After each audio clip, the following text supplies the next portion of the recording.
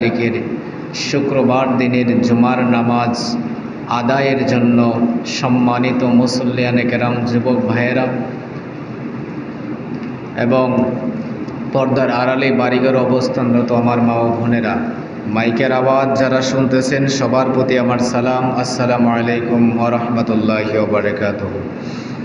শুকরিয়া আদায় করি রব্বুল আলামিনের দরবারে যে আল্লাহ পাক আপনাদেরকে আমাকে মায়া করে, দয়া করে, রহমত করে আজকের এই পবিত্র দিনে 12ই রবিউল আউয়াল, যে তারিখে আমার দয়াল নবী দুনিয়ার বুকে তাশরিফ এনেছেন, সেই তারিখে এবং শুক্রবার দিন আমাদের ভাগ্যে নসিব করেছেন। সেজন্য আল্লাহ পাকের দরবারে অসংখ্য অগণিত শুকুর আর সুজুদ পেশ করছি। সবাই একবার পড়ে নেই আলহামদুলিল্লাহ। লাখো কোটি দরুদ আর সালাম পেশ করছি সৃষ্টির শ্রেষ্ঠ নবী, আখিরি নবী, তাজদারে মদিনা, হুজুরপুর নূর সাল্লাল্লাহু আলাইহি ওয়াসাল্লামের নূরানি কদম মোবারকে। সাল্লু আলাল হাবিব সাল্লাল্লাহু তাআলা আলা মুহাম্মদ সাল্লাল্লাহু আলাইহি ওয়া আলিহি ওয়াসাল্লাম। আমরা সবাই নফল ইতিকাফের নিয়ত করে নেই মনে মনে, নাওয়াইতু সুন্নাতাল ইতিকাফ। আমাদের আজকের আশা, আজকের বসা, আজকের ইবাদত বন্দেগী সব কিছু একমাত্র আল্লাহ এবং রসুলের সন্তুষ্টির জন্য হবে, পড়ি ইনশাআল্লাহ। আমাদের যা কিছু করব, যত আমল করব, সব কিছু হবে সওয়াবের নিয়তে ইনশাআল্লাহ। আজকের এমন একটা তারিখ, যে তারিখ আল্লাহ পাক রব্বুল আলামিন সর্বশ্রেষ্ঠ নবী, আমাদের নবী মুহাম্মাদুর রাসূলুল্লাহ সাল্লাল্লাহু আলাইহি ওয়াসাল্লামকে এই দুনিয়ার বুকে প্রেরণ করেছিলেন, পড়ি সুবহানাল্লাহ। সেজন্য আজকের দিনকে বলা হয় পবিত্র ঈদে মিলাদুন্নবী সাল্লাল্লাহু আলাইহি ওয়াসাল্লাম। সকল ঈদের সেরা ঈদ, সবাইকে জানাই ঈদ মোবারক। আজকের এই পবিত্র দিন আল্লাহ পাক আমরা গুনাহগারদের ভাগ্যে নসিব করেছেন।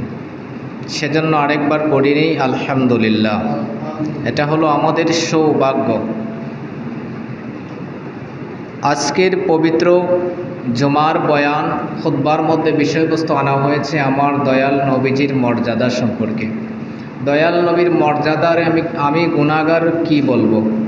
আল্লাহ পাকের 30 পারা কোরআন, সূরাতুল ফাতিহার আলহামদুলিল্লাহ থেকে শুরু করে সূরা নাসের শেষ আয়াত পর্যন্ত যতগুলো আয়াতে কারিমা রয়েছে, যতগুলা পৃষ্ঠা রয়েছে, যতগুলা পারা রয়েছে, যতগুলা মঞ্জিল রয়েছে, যতগুলা হরফ রয়েছে, প্রতিটা হরফ, প্রতিটা মঞ্জিল, প্রতিটা পারা, প্রতিটা লাইন, প্রতিটা আয়াত, প্রতিটা হরফকে আমার আল্লাহ আমার দয়াল নবীর শান, মান, ইজ্জত, মর্যাদা দিয়ে সাজিয়ে দিয়েছেন, সুবহানাল্লাহ। তা আমি যত বলি ততই কম হবে। আন্না নবিয়ানা মুহাম্মাদুন সাল্লাল্লাহু আলাইহি ওয়াসাল্লাম লাহু ফাদিলাতুন কাসীরাতুন লা ইউমকিনু আনতা হুদ্দা। নিশ্চয় আমার নবীজির শান, মান, ইজ্জত, মর্যাদা, সম্মান এত বেশি আল্লাহ পাক দিয়েছেন যা গণনা করা কখনোই সম্ভব নয়। এজন্য পবিত্র কালামের একখানা সূরা আমি তেলাওয়াত করেছি। 23 নম্বর পাড়ার 94 নং সূরা ইনশিরাহ। আমার আল্লাহ ইরশাদ করেন, আলাম নাশরাহ লাকা সাদরাক ওয়া ওয়াদা'না আনকা বিজরাকাল্লাযী আনকাদা যাহরাক। আল্লাহ পাক রব্বুল আলামিন পবিত্র কালামের মধ্যে ইরশাদ করেন, আলাম নাশরাহ লাকা সাদরাক, হে রাসূল আমি কি আপনার বক্ষকে প্রশস্ত করে দেইনি? আল্লাহ তাআলা পবিত্র কালামের মধ্যে ইরশাদ করেন, হে নবী, হে রাসূল, ওগো আমার দয়াল নবী, আমি কি আপনার বক্ষ মুবারককে অর্থাৎ বুককে আমি কি আল্লাহ প্রশস্ত করে দেইনি?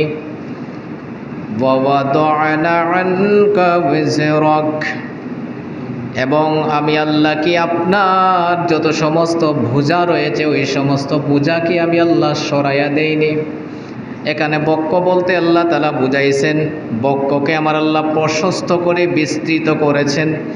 আল্লাহ তাআলা দয়াল নবীর বক্কের মধ্যে ঢুকাই দিয়েছেন হৃদায়ত, মারিফত, উপদেশ, নবুয়ত, যত সমস্ত জ্ঞান বিজ্ঞান রয়েছে, এমনকি দৃশ্য অদৃশ্য আল্লাহ তাআলা যত সমস্ত ইলম রয়েছে, ইলমে লাদুন্নি, ইলমে হাকিকত, ইলমে হিকমত, সব কিছু দিয়ে আমার দয়াল নবীর সিনাকে আমার আল্লাহ বিকশিত করে দিয়েছেন। সুবহানাল্লাহ।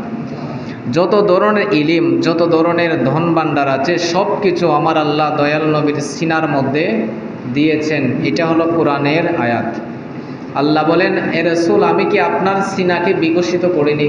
আপনার সিনার মধ্যে কি আমি হিদায়ত ঢুকাইনি, মারিফত ঢুকাইনি, উপদেশ ঢুকাইনি, নবুয়ত ঢুকাইনি, এবং জ্ঞান বিজ্ঞান, দৃশ্য অদৃশ্য, ইলমে গায়েব, ইলমে লাদুন্নি, ইলমে হাকিকত, ইলমে হিকমত, সব কিছু কি আমি আল্লাহ আপনাকে দেইনি?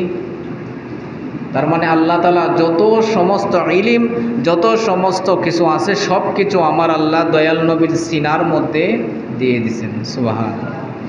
তারপরে আল্লাহ বলেন, ওয়াওয়াদানা আনকা বিজরাক, আমি কি আপনার ঘাট থেকে বোঝা নামাইনি? এখন কোন বোঝার কথা বলছেন? আলা হযরত ইমাম আহমদ রেজা খান ফাজিল বেরলভী রহমতুল্লাহ তাআলা আলাইহি কানসুল ইমানের মধ্যে লেখেন, এই বোঝা বলতে বোঝানো হয়েছে যে নবীজি দুনিয়ায় আসার পরে অনেক কষ্ট করে ইসলাম প্রচার করেছেন, কাফেরদের হাতে মায়ের খেয়েছেন, এবং সবাই পাগল বলতো, বিভিন্নভাবে নবীজিকে হেয় প্রতিপন্ন করত। তারপরও আমার দয়াল নবী ইসলাম প্রচার করেছেন। তারপরেও যারা ইসলামে সমর্থন দেয় নাই, মুসলমান হয় নাই, যে সমস্ত কাফের মুনাফিক রয়ে গেছে, তাদের জন্য আমার নবীর অন্তরে একটা কষ্ট ছিল যে আমি তোমাদের জন্য এত কিছু করলাম, তারপরেও তোমাদেরকে মুসলমান বানাইতে পারলাম না। এই যে একটা কষ্ট, এটাকে আল্লাহ বুঝা বলেছেন যে এই কষ্টটা কি আমি আপনার থেকে দূর করে দেইনি? সুবহানাল্লাহ। তারপরে আরেকটা কষ্ট হলো যে আমরা যারা মুসলমান আছি, আমরা দয়াল নবীর উম্মত, কিন্তু আমরা নবীর উম্মত হওয়ার পরেও আমরা গুনাহের কাজ করি। আমরা এমন এমন কাজ করি যে কাজে আমার দয়াল নবী কষ্ট পান, আঘাত পান। এই সমস্ত কষ্ট আঘাতকে আল্লাহ তাআলা বুঝা বলেছেন যে আপনি যে অন্তরের মধ্যে আপনার উম্মতের জন্য কষ্ট পান, এই কষ্টটাকে আমি আল্লাহ দূর করে দেইনি। তো আল্লাহ পাক বলেন, আলাম নাশরাহ লাকা সাদরাক ওয়া ওয়াদা'না আনকা বিজরাক আল্লাযী আনকাদা যাহরাকা ওয়া রাফা'না লাকা যিকরাক। সুবহানাল্লাহ। এটা একটা এত চমৎকারপূর্ণ আয়াত, ওয়া রাফা'না লাকা যিকরাক। যখন এই আয়াতটা আমি তেলাওয়াত করি, অন্তত আমার শরীরের পশম দাঁড়ায় যায়। যারা অর্থ জানে তাদের শরীরের পশম অটোমেটিক দাঁড়ায় যায়। ওয়া রাফা'না লাকা যিকরাক, হে রাসূল, আমি কি আপনার জিকিরকে, আমি কি আপনার স্মরণকে, আমি কি আপনার মর্যাদাকে, আমি কি আপনার শানকে, আমি কি আপনার মানকে, আমি কি আপনার ইজ্জতকে আমি আল্লাহ কি সবচেয়ে বেশি বাড়াইয়া দেই নাই? সুবহানাল্লাহ। আল্লাহ বলতেছেন, ওয়া রাফা'না লাকা যিকরাক, আমি আপনার শান, মান, ইজ্জত, মর্যাদা সব কিছু আমি আল্লাহ নিজে বাড়িয়ে দিয়েছি। সুবহানাল্লাহ। অর্থাৎ যত জায়গায় আল্লাহর স্মরণ, তত জায়গায় নবীকেও স্মরণ করতে হবে। এটা আল্লাহ পাক নিজেই সিস্টেম করে দিয়েছেন। যত জায়গায় দেখবেন আল্লাহ আছেন, আল্লাহ প্রতিটা জায়গায় আমার রসুলকে সাথে রেখেছেন। কালেমার দিকে তাকান, লা ইলাহা ইল্লাল্লাহু মুহাম্মাদুর রাসূলুল্লাহ, এখানে যেখানে আল্লাহ, এখানেও মুহাম্মাদুর রাসূলুল্লাহ। আপনি আজানের দিকে তাকান, আজানের মধ্যেও আশহাদু আন্না মুহাম্মাদার রাসূলুল্লাহ, যেখানে আল্লাহ সেখানেও নবী। তারপরে আপনি তাকবীরের দিকে তাকান, তাকবীরের মধ্যেও যেখানে আল্লাহ সেখানে নবী। তারপরে আপনি নামাজের মধ্যে যান, নামাজের তাশাহুদের মধ্যেও আমার দয়াল নবীকে সালাম দেওয়া আল্লাহ ওয়াজিব করে দিয়েছেন। তারপরে আপনি খুতবা পড়েন, শুক্রবারের মিম্বরের খুতবার মধ্যেও আমার দয়াল নবীর শানে দুরূদ শরীফ না বললে খুতবাই হবে না। তারপরে জান্নাতের মধ্যে যান, যত জায়গায় আল্লাহর নাম, আল্লাহর সাথে সাথে নবীর নামও যুক্ত করে দিয়েছেন। সুবহানাল্লাহ। যত জায়গায় আল্লাহকে স্মরণ করা হবে, তত জায়গায় নবীকে স্মরণ করা বাধ্যতামূলক। তো যত জায়গায় আল্লাহ তত জায়গায় নবী, যত জায়গায় আল্লাহর স্মরণ তত জায়গায় নবীর স্মরণ। এজন্য আমার আল্লাহ বলেন ওয়া রাফা'না লাকা যিকরাক, হে রাসূল আমি কি আপনার শানকে, আপনার স্মরণকে, আপনার রিসালতকে আমি কি আল্লাহ বড় করে দেই নাই, আপনার মর্যাদাকে কি বৃদ্ধি করে দেই নাই? এজন্য আমরা যারা আহলে সুন্নাত ওয়াল জামাতের অনুসারী আছি, আমরা নারায়ে তাকবীরের পাশাপাশি নারায়ে রিসালতও বলি।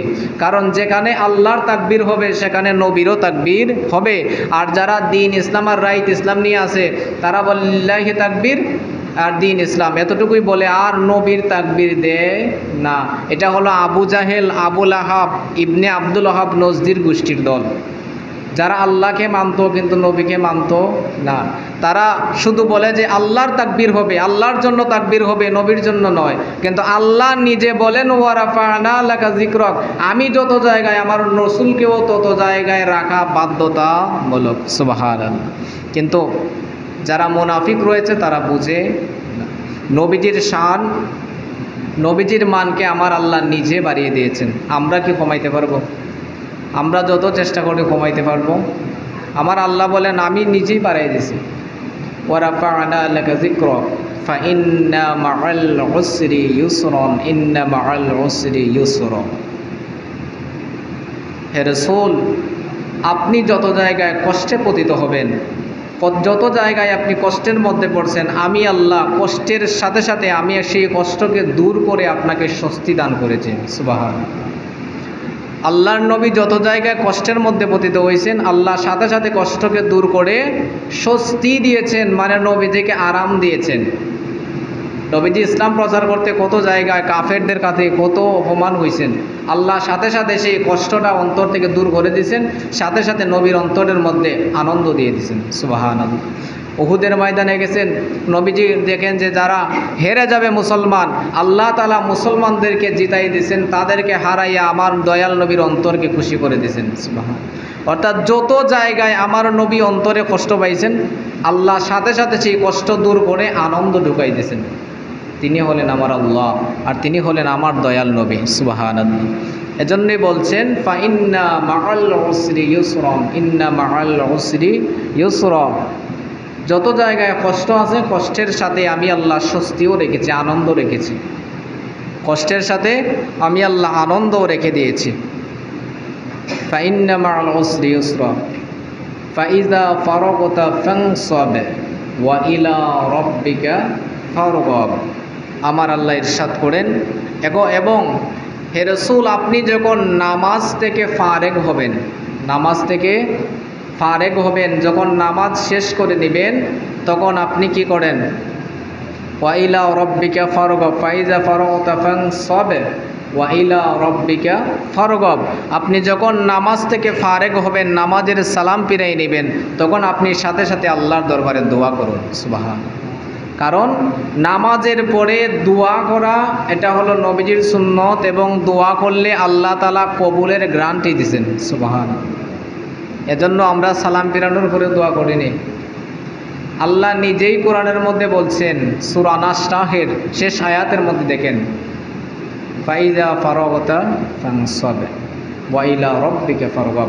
আপনি আপনার রবের কাছে আপনি নামাজ থেকে ফারেগ হওয়ার পরই দোয়া করুন, কেননা এই দোয়া আমি আল্লাহর সাথে সাথে কবুল করে নেই। সুবহানাল্লাহ। এখন আমাদের সমাজে অনেক মানুষ আছে যারা ফরজ নামাজ সালাম ফিরানোর পরে তারা হাত তুললে দোয়া করতো, তাদের কষ্ট হয়ে যায়, দোয়া করে না। ইমাম সাহেবের দোয়া করে তারা হাত নিচে রেখে কিতা যে পরে এরাই জানে। অথচ আল্লাহ হুকুম দিয়েছেন রাসূল আপনি নামাজের সালাম ফিরানোর পর নামাজ থেকে যখন ফারেগ হবেন তখন আপনি সাথে সাথে দোয়া করেন আপনার রবের জন্য, আপনার রবের কাছে আপনার জন্য দোয়া। কিন্তু কিছু মানুষ বুঝে না, সহি হাদিসের দোহাই দেয়, অথচ কোন সনদে হাদিস সহি হয়, কিভাবে সহি হয়, কিভাবে জয়ীফ হয় এটাও বুঝে না। শুধু বুঝে বুখারী, মুসলিম আর তিরমিজি। বুখারী, মুসলিম, তিরমিজি, নাসাই শরীফ ছাড়াও অসংখ্য কিতাবের মধ্যে সহিহ হাদিস রয়েছে, তারা এটা বুঝে না। এদিকে গেলে আবার অন্য কথা। তাইলে আমার নবীর মর্যাদা আমার আল্লাহ সবচেয়ে বেশি উন্নত, সবচেয়ে বেশি উচ্চ করে দিয়েছেন, এটা আমার আল্লাহ নিজেই বলেছেন ওয়া রাফা'না লাকা যিকরাক। তো আল্লাহ তাআলা আমাদেরকে আমার দয়াল নবী নিয়ামত এই 12ই রবিউল আউয়ালে দান করেছেন। আল্লাহ তাআলা বলেছেন সূরা দোহার শেষ নাম্বার আয়াতে আল্লাহ পাক রব্বুল আলামিন বলেছেন যে তোমরা নিয়ামতের বেশি বেশি চর্চা করো।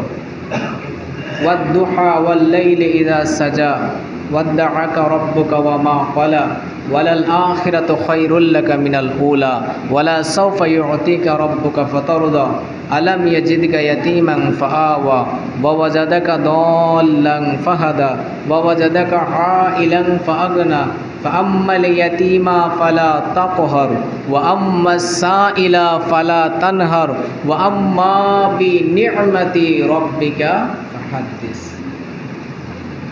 বলছেন যে তোমরা আমি আল্লাহ যত সমস্ত নিয়ামত দিয়েছি এই নিয়ামতকে তোমরা চর্চা করো, নিয়ামতের আলোচনা করো, নিয়ামতের শুকরিয়া আদায় করো। তো আমার দয়াল নবীর চেয়ে বড় কোনো নিয়ামত আর হতে পারে? আল্লাহর নবী আমাদের জন্য নিয়ামত না কিয়ামত? কথা বলেন না। আমার নবীজি আমাদের জন্য নিয়ামত নাকি নিয়ামত না? সবচেয়ে বড় নিয়ামত। আপনারা বলতে ভয় পায় না আর কি, মনে করেন যে হুজুরে ঠিক কইতেছে না ভুল কইতেছে, এটা কোরআনের আয়াত। আল্লাহর নবী সবচেয়ে বড় নিয়ামত। ওয়া মা আরসালনাকা ইল্লা রাহমাতাল লিল আলামিন। আল্লাহ নিজেই বলছেন আমি তোমাদের জন্য রহমত স্বরূপ, হেদায়ত স্বরূপ আমার রসুলকে পাঠাইছি। ওয়া আম্মা বিনি'মাতি রাব্বিকা ফাহাদ্দিস। এই সমস্ত নিয়ামতের তোমরা বেশি বেশি করে চর্চা করো। ঈদে মিলাদুন নবীর আয়োজন করো, দয়াল নবীর আগমনের বর্ণনা করো, এই কোরআনের আয়াত। এজন্য আল্লাহ আমাদেরকে যে শ্রেষ্ঠতম রসুলের উম্মত বানিয়েছেন, এতবার আমার আল্লাহ এত বড় একটা শ্রেষ্ঠ নিয়ামত দিয়েছেন, এই নিয়ামতের শুকরিয়া আমাদের অবশ্যই আদায় করা দরকার। হাদিস শরীফের মধ্যে আল্লাহর নবী সাল্লাল্লাহু তাআলা আলাইহি ওয়াসাল্লাম, বুখারী শরীফের হাদিস, নবীজি ইরশাদ করেন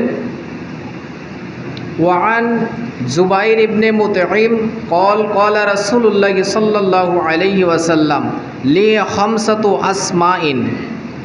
আমার নবীজি বলেন যে আমার আল্লাহ 5টা নাম আমি নবীকে দিয়েছেন। সুবহানাল্লাহ।